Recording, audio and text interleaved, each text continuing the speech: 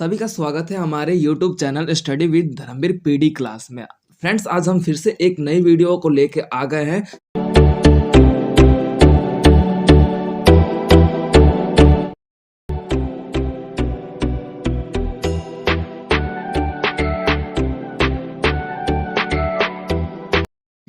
तो ये आपका इग्नू का कोड है BHDE 142 राष्ट्रीय काव्य धारा। ठीक है, इग्नू का थर्ड ईयर का ये हिंदी का कोड है BHDE 142 राष्ट्रीय काव्य धारा। तो इसमें हम आज फर्स्ट चैप्टर के बारे में पढ़ेंगे कि फर्स्ट चैप्टर में जो है आपका क्या है, आधुनिक युग की भूमिका। यानी कि फर्स्ट चैप्टर है, इसमें आधुनिक युग की भूमिका के बारे में पढ़ेंगे। ठीक है, तो अब उसके बाद हम देख लेते हैं कि हमारे आधुनिक युग की व्यवस्था के बारे में देख लेते हैं। तो देखो, पहली बात तो ये है कि इसमें आपका पहले चैप्टर में आपका 1.10 को देखेंगे। उद्देश्य उद्देश्य क्या है? सरल शब्दों में कहा जाए तो इस आधुनिक युग का उद्देश्य है कि हमारे मॉडर्न टाइम को बताना कि जो हमारा आधुनिक युग है उसमें हमारा साहित्य व्यवस्था के कारण किस तरीके से हमारे राष्ट्रीय व्यवस्था का विस्तार हुआ। ठीक है, तो इसके बारे में हमारा ये बताना कि आधुनिक युग रहा, जो मॉडर्न टाइम रहा, जिसे हम बात कर सकते हैं कि 1900 प्रथम विश्व युद्ध के बाद, तो वो आपका आधुनिक युग के नाम से जाना जाता है। 1870 के बाद भी आपका आधुनिक युग की व्यवस्था में ही आता है। ठीक है, तो उस तरीके से वहां से कैसे हमारे राष्ट्रीय काव्य धारा के रूप में हमारा देश विकसित हुआ, और इसी व्यवस्था को हम यहाँ पे इसकी भूमिका के रूप में पढ़ेंगे। तो अब उसके बाद हमारा 1.1 है प्रस्तावना। प्रस्तावना की बात कर लीजिए, सिंपली लैंग्वेज में बोला जाता है तो हमारा चैप्टर का इंट्रोडक्शन होता है कि भाई हम चैप्टर में क्या क्या पढ़ने वाले हैं। तो प्रस्तावना में बात कर लीजिए तो यहाँ पे आधुनिक युग की भूमिका, जैसे कि हम आधुनिक युग में जो हम जी रहे हैं उसमें हमारे साहित्यकार और लेखकों ने किस तरीके से राष्ट्रीय की व्यवस्था को विकसित करना और उसका जो विकास है उसी पर ध्यान केंद्रित करना ही एकमात्र लक्ष्य था, जिसे हम प्रस्तावना के रूप में देखेंगे। क्लियर हो गया? तो अब उसके बाद हमारा आ जाता है 1.2 आधुनिक युग का महत्व। आधुनिक युग का महत्व की बात कर लेते हैं।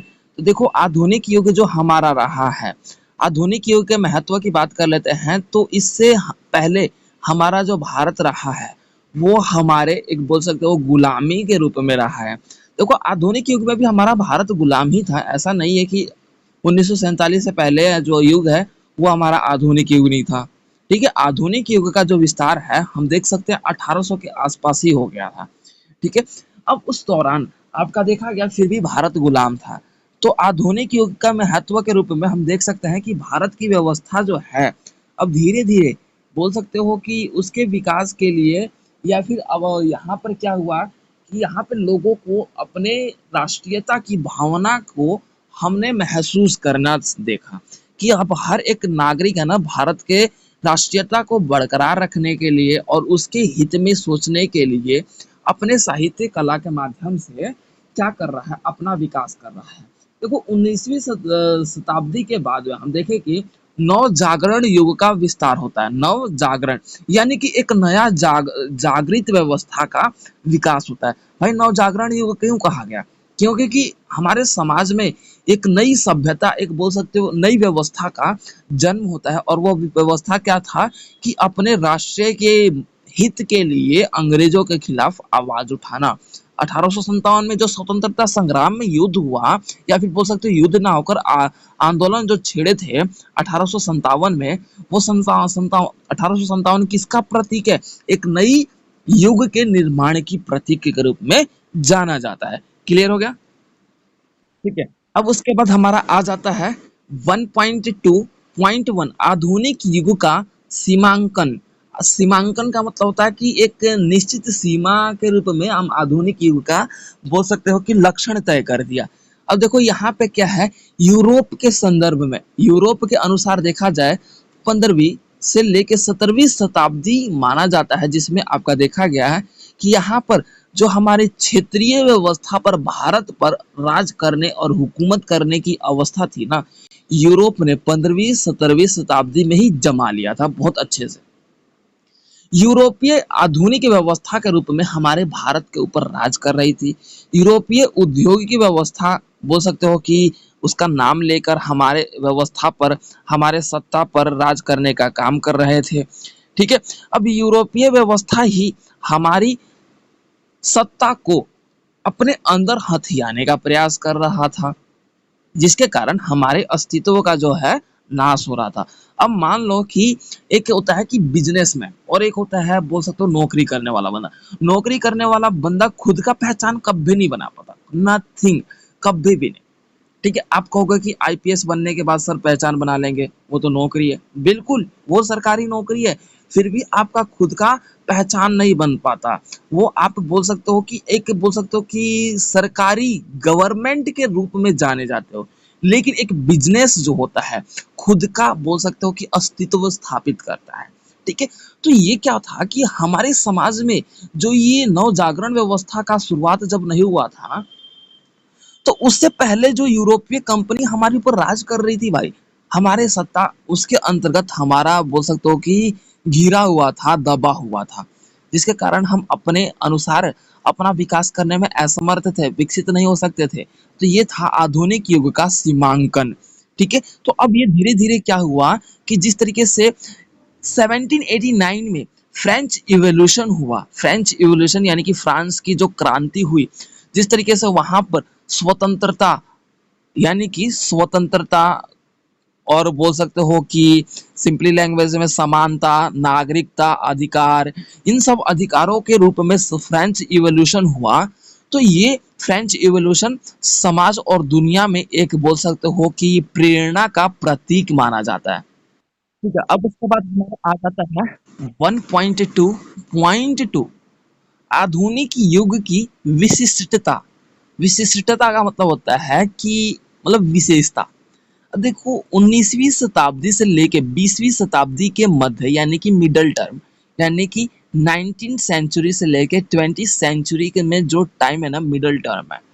तो उस व्यवस्था में हमारा जो है आधुनिक युग की व्यवस्था को हम महसूस कर सकते हैं, क्योंकि यही टाइम था जहां पर हमने राष्ट्रीयता को अपनाया, हमारे देश ने राष्ट्रीयता को अपनाया और भारतीय व्यवस्था के रूप में भारतीयता का नारा देते हुए अपना भारतवर्ष के रूप में अपने आप को आगे बढ़ाने का प्रयास किया।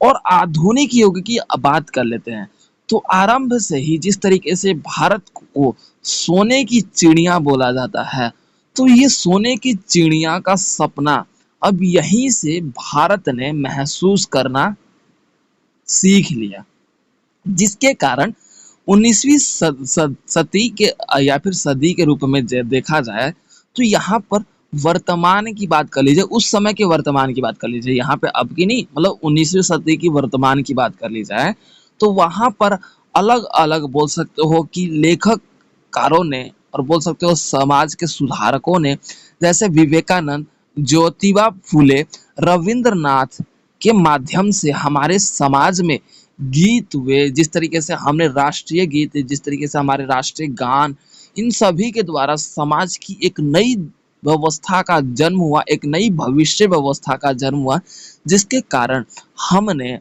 अपने समाज की जो सभ्यता और भव्यता था उसको अलग अलग बोल सकते हो विद्वानों के द्वारा हमने बखूबी महसूस करते हुए उनको हम अपने भारतीय समाज में देख सके।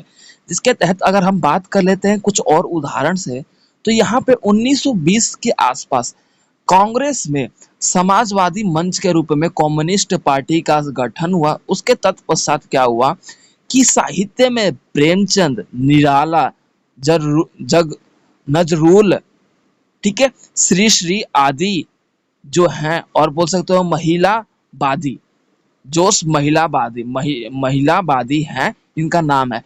इन लेखकों ने समाज की अखंडता, भारत की सभ्यता तथा भारत की एकता को बरकरार रखने के लिए अपने लेखन क्रिया को कभी भी पीछे नहीं छोड़ा। और इन्हीं व्यवस्था को देखते हुए हमने राष्ट्रीय काव्य धारा की व्यवस्था इन लेखकों के द्वारा हम देख सकते हैं बखूबी। ठीक है, आधुनिक युग के विकास में इनका क्रम है ना, यानी कि बोल सकते हो सीक्वेंस है, बहुत ही सटीकता पूर्वक हमारे भारतीय समाज में दर्शाने का प्रयास किया जाता है। क्यों? क्योंकि प्रेमचंद एक ऐसे लेखक भी जाने गए, निराला भी एक ऐसे लेखक भी जाने गए, जो समाज में चल रहे व्यवस्थाओं पर बुराइयों के साथ-साथ हमारे समाज को एक बेहतर समाज का निर्माण करने में किस तरीके से योगदान हो और उसमें किस तरीके से अवस्थाओं का जो स्थिति है उसको बदलते हुए एक नए समाज, एक नया बोल सकते हो नव जागरण समाज का स्थापित करना ही इन लेखकों का एकमात्र लक्ष्य बना। तो इसी व्यवस्था को हम बोल सकते हैं आधुनिक युग की विशिष्टता। क्लियर है? हम बात कर लेते हैं अपने अगला टॉपिक की। तो हमारा अगला टॉपिक है 1.2.3 आधुनिक साहित्य के मूल संवेदना। आधुनिक साहित्य के मूल संवेदना। संवेदना का मतलब होता है कि हम देखा जाता है ना, बोलते हैं ना संवेदनशील, यानी कि बहुत मतलब मार्मिक क्या है कि उसका स्वभाव है बहुत साफ है, या फिर कैसे किसी सिचुएशन में हैंडल करना है तो हम उसे संवेदनशील बोलते हैं।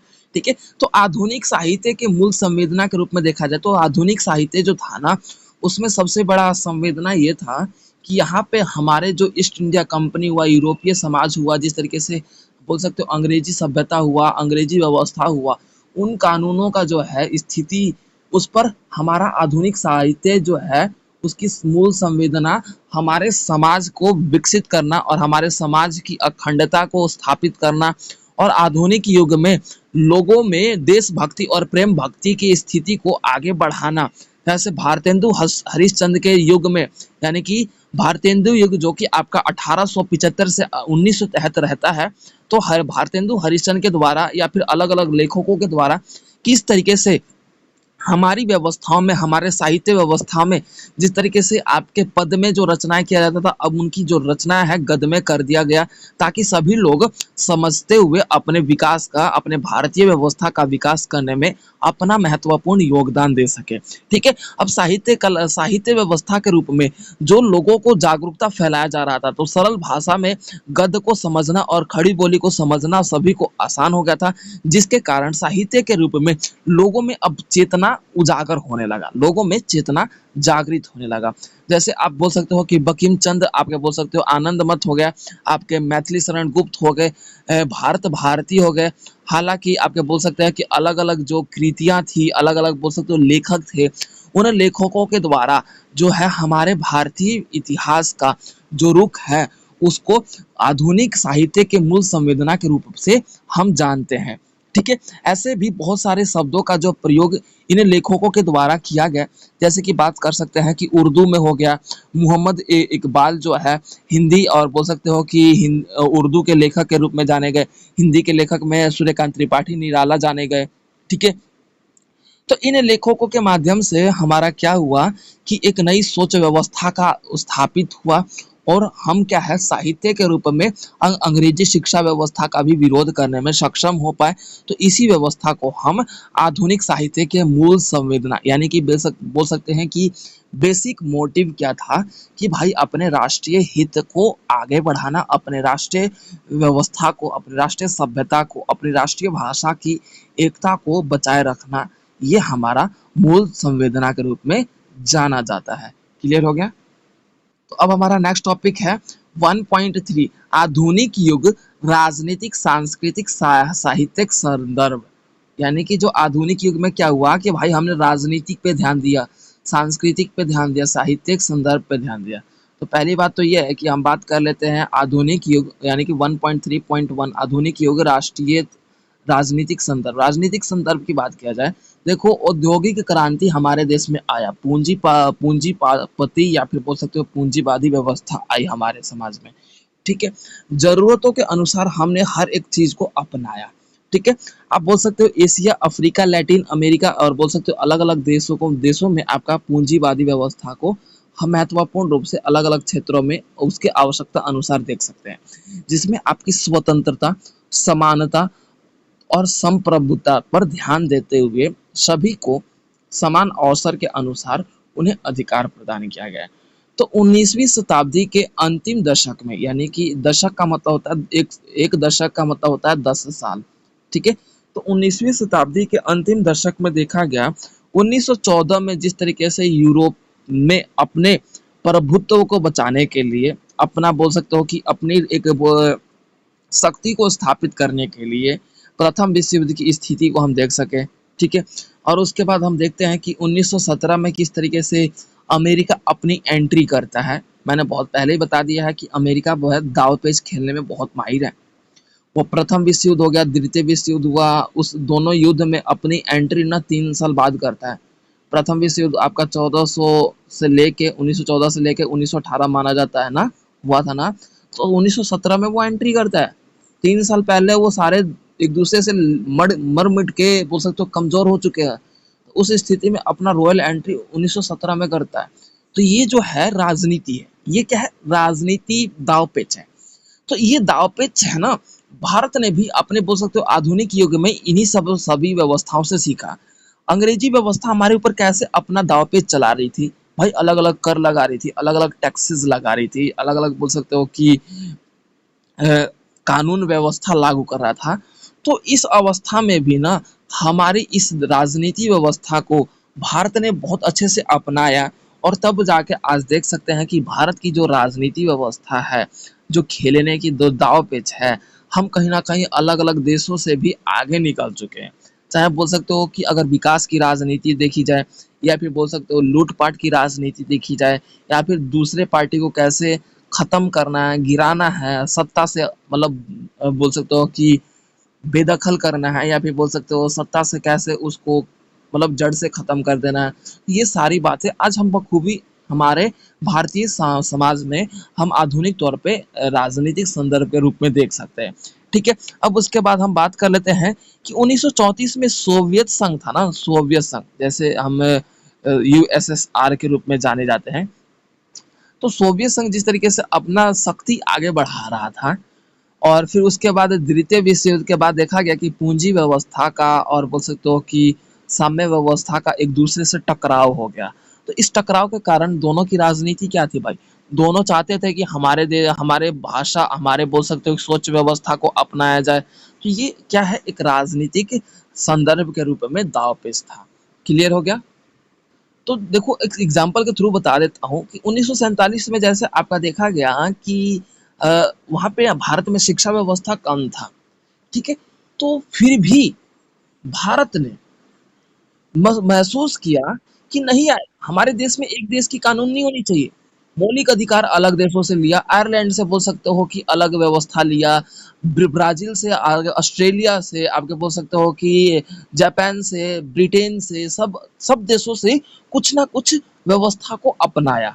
अमेरिका से मौलिक अधिकार को अपनाया, ठीक है। निर्देशक सिद्धांत जो है, नीति निर्देशक सिद्धांत आयरलैंड से लिया गया। ये सारी बातें क्या है, आपका राजनीतिक संदर्भ है, ठीक है। तो इस स्थिति में जो है हमारी राजनीति है ना, इन सभी से इसीलिए बेहतर है क्योंकि हमारे देश में एक व्यवस्थाओं का स्वरूप नहीं है। यहाँ पर नीति निर्देशक सिद्धांत अलग देशों से लिया गया, बोल सकते हो राष्ट्रपति की चुनाव व्यवस्था, आपका निर्वाचन करने की प्रोसेस अमेरिका से लिया गया। तो अमेरिका से मौलिक अधिकार लिया गया, अलग अलग कानून व्यवस्था हमने अलग अलग देश से लिया, ठीक है। तो हमने किसी भी चीज को कमी नहीं छोड़ा, हम अपनी राजनीति को चलाने में किसी भी व्यवस्था की कमी नहीं छोड़ी। एंड सेकेंड ऑफ थिंग, यहाँ पर बोल सकते हो हमारे संविधान का जो निर्माण है, वहाँ पे देखो अशिक्षित व्यवस्था होने के बावजूद भी हमने एक ऐसा संविधान की रचना किया जो विश्व में सबसे बड़ी संविधान, सबसे बड़ा संविधान के रूप में आज हम देख सकते हैं। हमारा भारत का जो संविधान है सबसे बड़ा संविधान लिखित रूप में है, ठीक है। तो यही तो राजनीति है कि क्योंकि राजनीति हमारे भारत ने भी दूसरे देशों से बखूबी देखा, उसे सीखा, उससे अवगत हुआ, तब जाके हमारे भारतीय समाज को चलाने का उसने जिम्मा ठेका चलाया। अब गुट निरपेक्षता नीति है, जो है आपका बोल सकते हो कि जवाहरलाल नेहरू के द्वारा लागू किया गया था। तो उन्हें राजनीति आता था, तभी तो उन्हें समझे कि हाँ भाई नहीं यार, मैं अगर सोवियत संघ के साथ जाऊंगा तो सोवियत संघ का गुलाम बन जाऊंगा, पूंजीवाद के साथ जाऊंगा तो पूंजीवाद का गुलाम बन जाऊंगा, और मैं तो अभी आजाद हुआ, इससे बढ़िया है कि मैं अपना एक अलग गुट बना लूं। यही तो राजनीति है। अब क्लियर हुआ संभवी। ठीक है। अब उसके बाद हमारा अगला पॉइंट आ जाता है 1.3.2 आधुनिक युग सांस्कृतिक संदर्भ। आधुनिक युग में सांस्कृतिक संदर्भ की बात कर ली जाए तो भाई हम अपने संस्कृति को लेके आगे बढ़ने लगे। भाई यहाँ पे क्या होता था कि अब हम अपने भारतीय नवजागरण व्यवस्था के रूप में जो हमारे अलग अलग सांस्कृतिक है, रूसो, कांट, जॉन और बोल सकते हो हर्बर्ट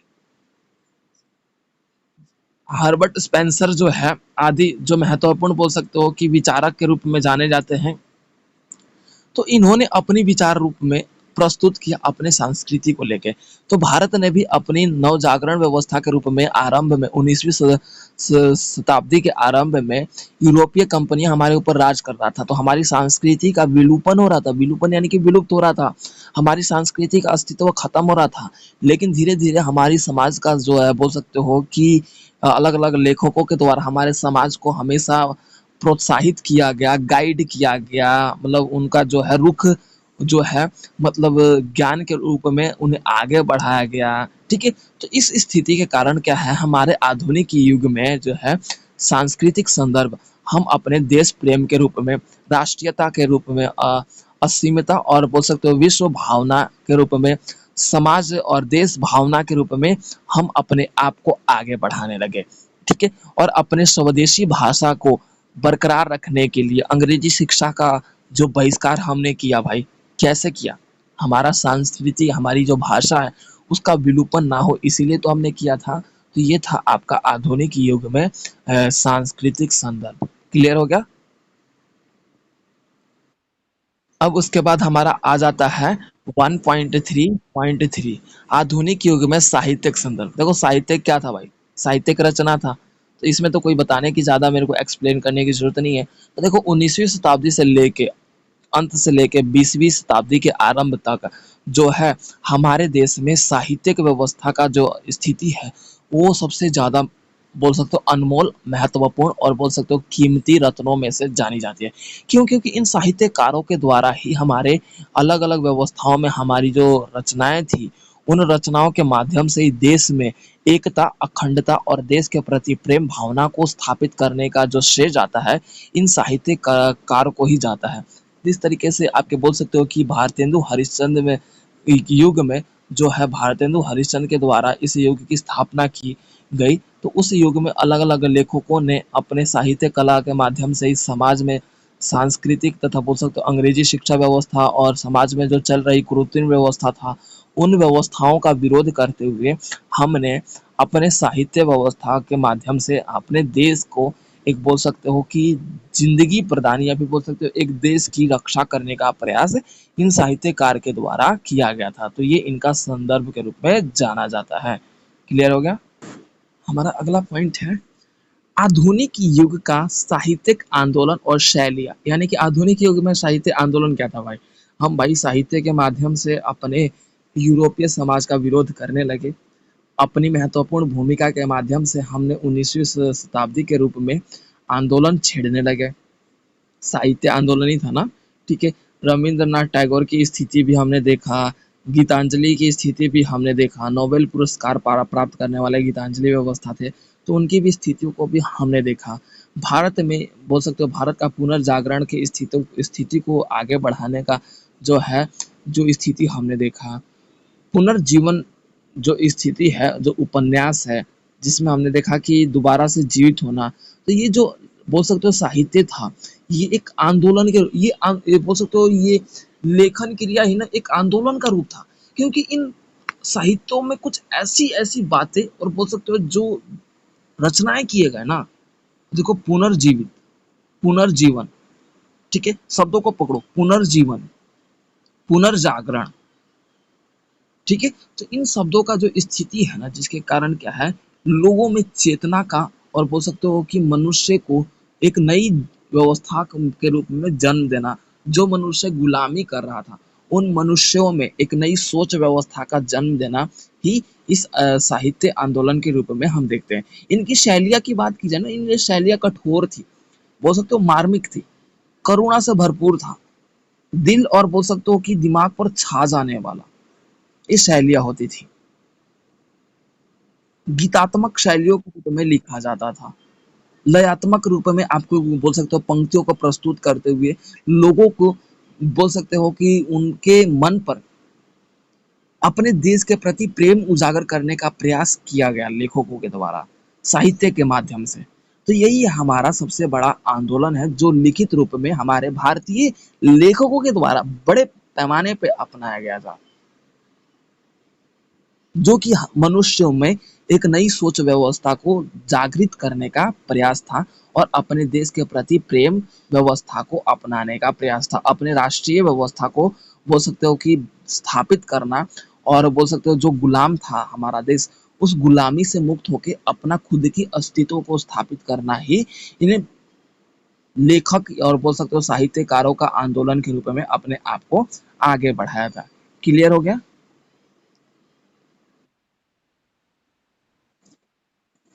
अब उसके बाद हमारा आ जाता है 1.4, आधुनिक युग की मूल संवेदना। आधुनिक युग की मूल संवेदना क्या है? यानी कि जो हमारा आधुनिक युग था वो क्या कह रहा था? मूल संवेदना की यानी कि बोल सकते हो बेसिक बेसिक कन्वर्सेशन के रूप में यहाँ पे देखा गया कि हमारा क्या बात कर रहा था। देखो भारत में विदेशी व्यवस्था, विदेशी शासन व्यवस्था था, विदेशी राष्ट्रीयता था, विदेशी स्वाधीनता व्यवस्था था।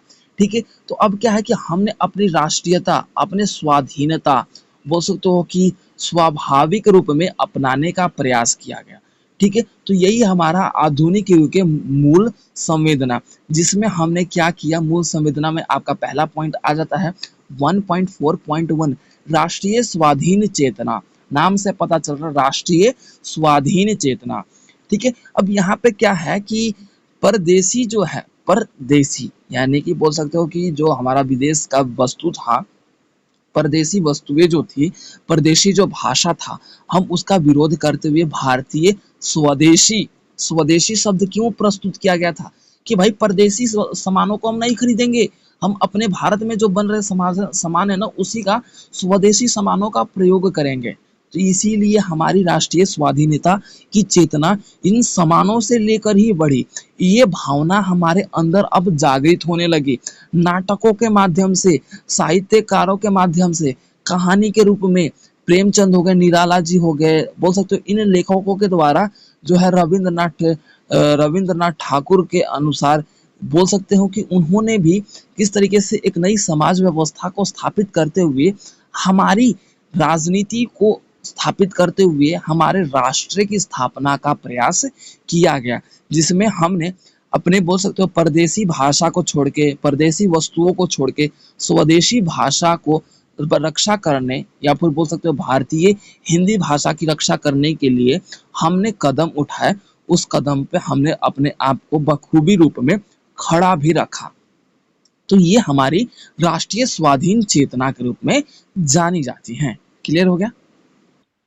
अब इसके बाद हमारा 1.4.2 है नव जागरण। नव जागरण यानी कि दोबारा से जाग जाना, एक नया मतलब जागरूकता।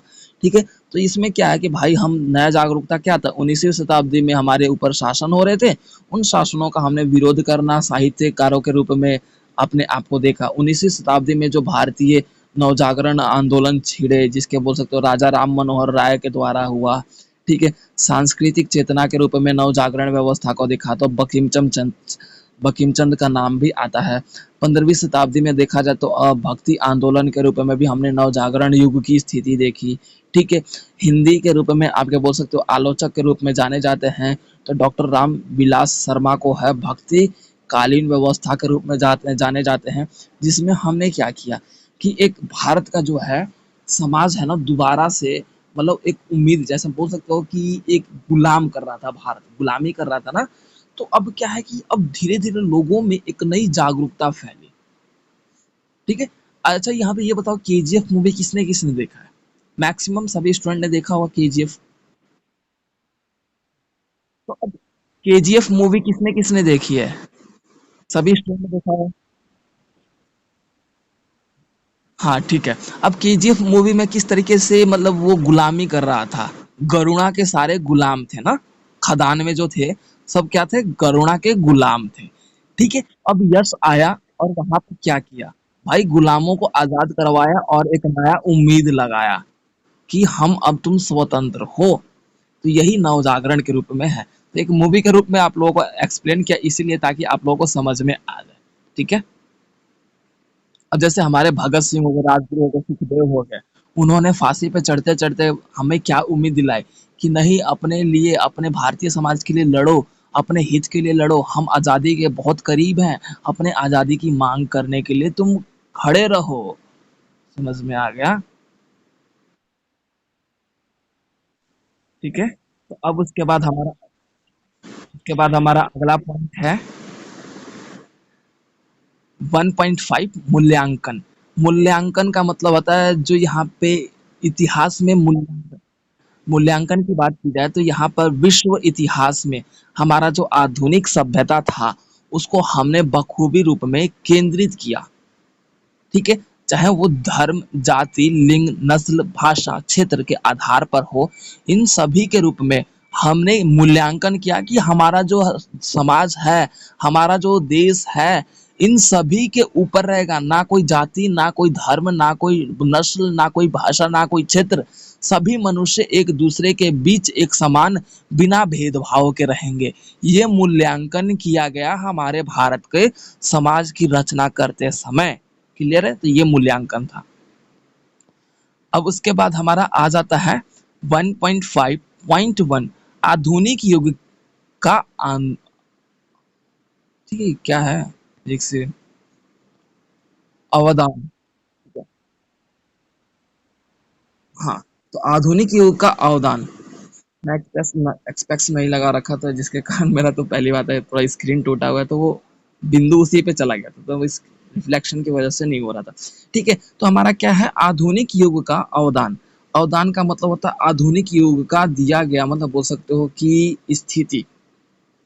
तो हिंदुस्तान की बात की जाए, हिंदुस्तान की कहानियों की बात की जाए, हिंदुस्तान के नाटक, उपन्यास, बोल सकते हैं कि अलग अलग जो रचनाएं थी, जो साहित्य था, जिसमें हमारे आधुनिक युग का एक वरदान के रूप में दिया गया है हमारे समाज को। हमारा जो समाज पहले गुलामी कर रहा था, हमारा उपनिवेशिकवाद का गुलाम था, उपनिवेशवाद के नीचे वर्ग कर रहा था, तो आधुनिक युग में हमारे इन लेखकों के द्वारा, इन साहित्यकार के द्वारा मनुष्यों में एक नई सोच व्यवस्था का वरदान दिया गया। अवदान का मतलब यहाँ पे प्रस्तुत किया गया है कि मतलब दिया गया, मतलब जैसे कि हम किसी चीज को देते हैं ना वरदान के रूप में, चाहे बोल सकते हो कि दान के रूप में देते हैं, तो वो आपका अवदान कहलाता है। ठीक है। यानी कि इसके अंदर में बोला जाए तो आपने मतलब किसी से भीख भी नहीं मांगा, अपने अधिकारों के लिए लड़ा, तो वो अवदान कहलाता है। यानी एक तो चलो दान कर दिया, चल तुझे दान कर दिया, तू भी खुश रह, ऐसा नहीं है। भारत ने क्या किया था भाई आधुनिक युग में, लड़कर अपने अधिकारों की मांग करते हुए स्थिति को अपनाया, तब जाके वो अवदान की स्थिति में आता है। क्लियर है? अब उसके बाद हमारा आता है 1.5.2 आधुनिक युग के संदर्भ में भारतीय साहित्य की पहचान।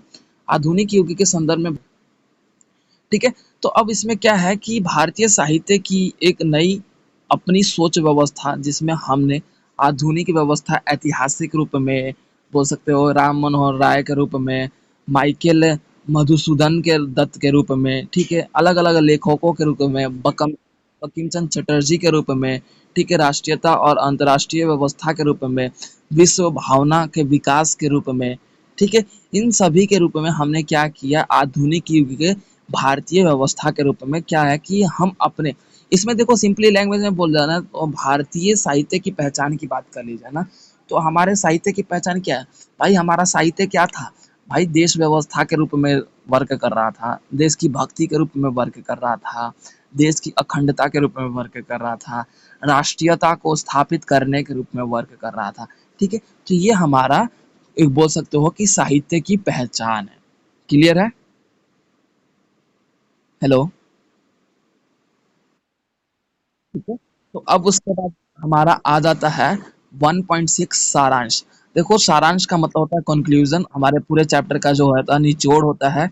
देखो इस चैप्टर में आपने क्या क्या बात पढ़ी, आधुनिक युग के रूप में पढ़ा कि आधुनिक युग में हमारी जो भूमिका है साहित्य के रूप में, भारत में जब आपका देखा गया कि किस तरीके से अलग-अलग आंदोलन छिड़े स्वतंत्रता संग्राम के बाद हमारे हमारे देश के प्रति हमने प्रेम को स्थिति देखा, हमारे देश के अधिकारों के रूप में हम अपने देश की रक्षा करने के लिए लेखकों के द्वारा और साहित्यकारों के द्वारा हमारे मन में एक चेतना उजागर करना और हमारे स्वतंत्रता, हमारी समानता और संप्रभुता की स्थापना करने के लिए हम इन चेतनाओं को कैसे अपनाएं, आरंभिक काल से किस तरीके से अपनाते हुए 19वीं शताब्दी के अंत में हमने किस तरीके से अपने भारतीय समाज की स्थिति के रूप में लड़ते हुए उसको आज़ाद करवाने का प्रयास किया।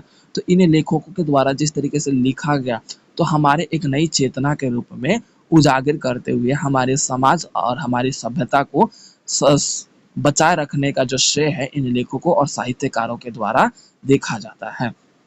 ठीक है, तो ये था आपका बोल सकते हैं कि पूरा चैप्टर कंप्लीट।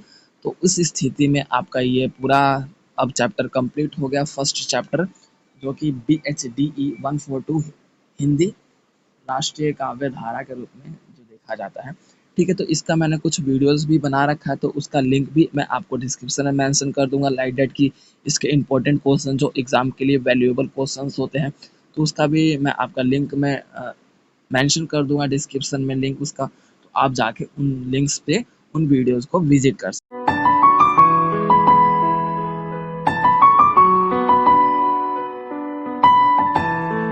तो वीडियो को like, comment, share and subscribe करना ना भूलें।